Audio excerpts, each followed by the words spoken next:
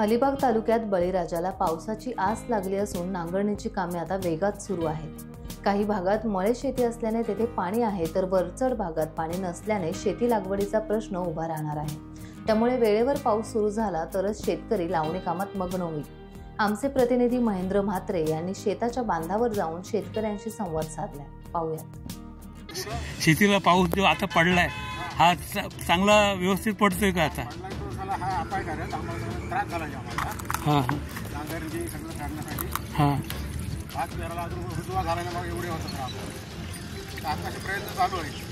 आता ही नांगरणी की केल्यानंतर मग राब टाकणार। गोविंद नागावकर, वय वर्ष 64। रमेश गोविंद नागावकर शेतकरी, आणि आता त्यांची नांगरकी आता चालू आहे। अलिबाग तालुक्यातील माबगाव येथील शेतकरी वर्गाची नांगरणी चालू। पारंपरिक ज्याला नांगरकी म्हणतो आपण, ही अजूनही टिकून आहे।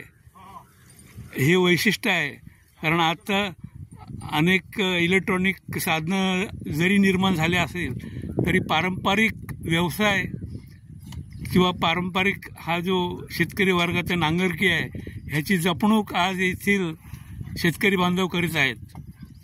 महेंद्र म्हात्रे, खारीपाट।